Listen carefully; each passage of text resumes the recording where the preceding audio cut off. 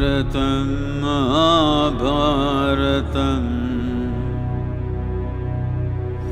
धर्म अधर्म संघर्षणम्।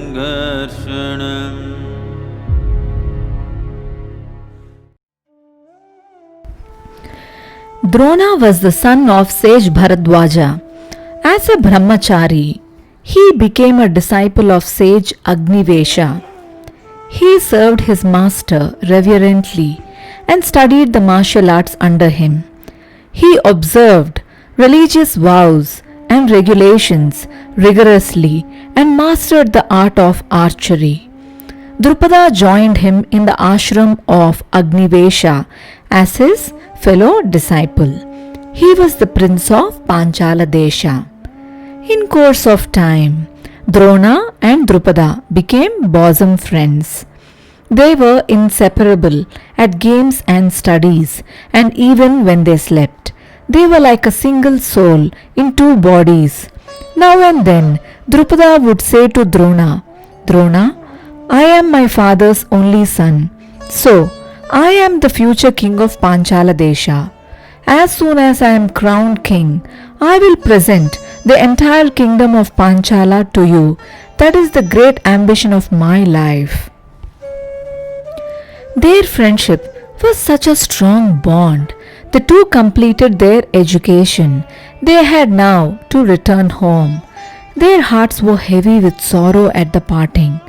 Drupada once again said, "I will send word to you as soon as I become the king.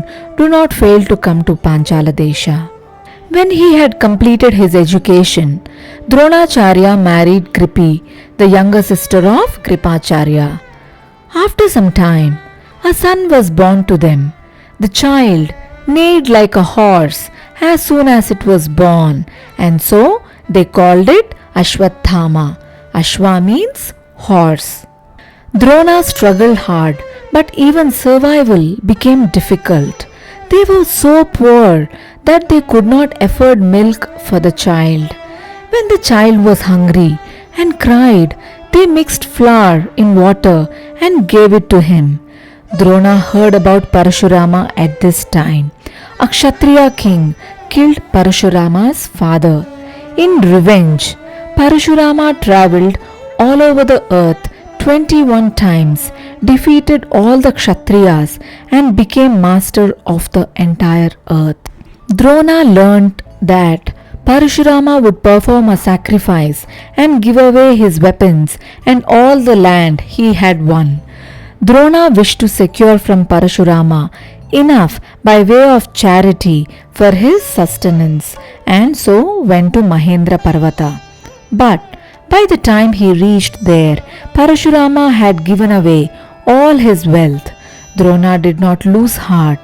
He secured Parashurama's mastery of bowmanship and of ethics.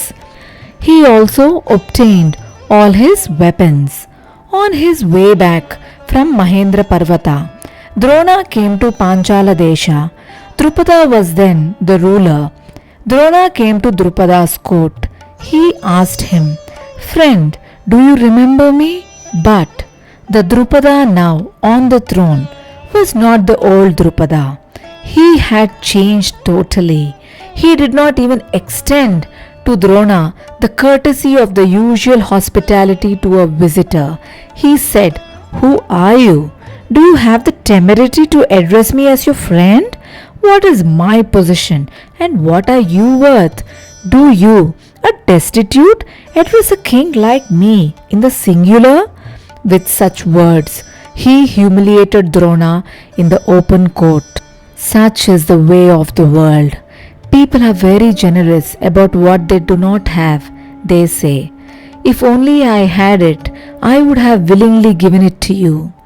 But they will not give away to anyone what they do have. That was how Drupada behaved too. When he was not the master of the kingdom, he had told Drona, "I will give you my kingdom." But when the kingdom was his, he completely forgot Drona. No, he did not forget him. Rather, he pretended to have forgotten him. Drona was furious when he heard Drupada.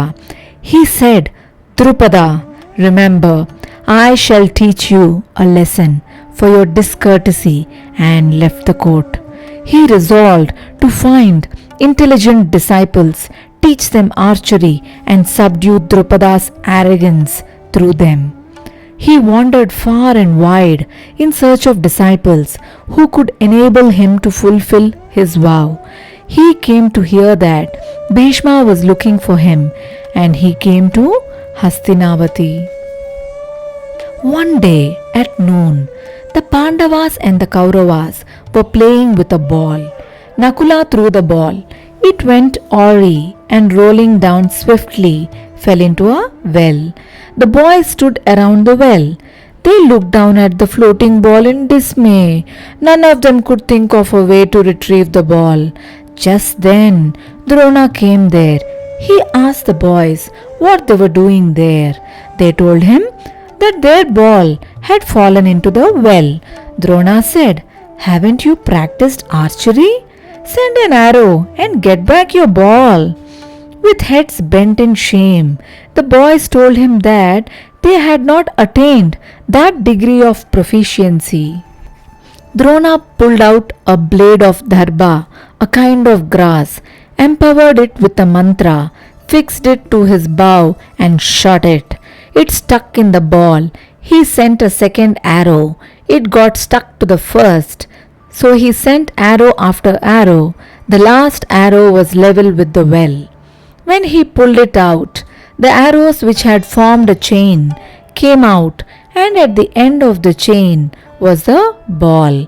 The wonder of the boys at this display of archery knew no bounds. Then Drona threw his ring into the well.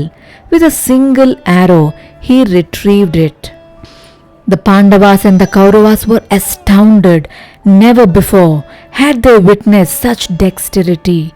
They begged him to stay there and raced to the palace. They told Bhishma what had happened. Bhishma himself hastened with Kripacharya to meet this great bowman. Kripacharya was greatly delighted to see his brother-in-law. He said, "This is my brother-in-law Dronacharya."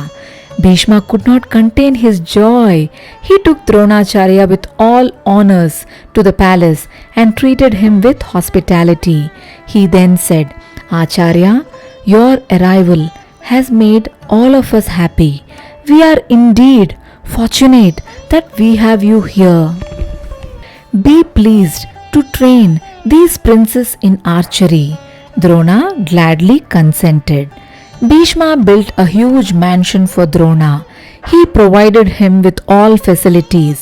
One day, Drona began the lessons at an auspicious time.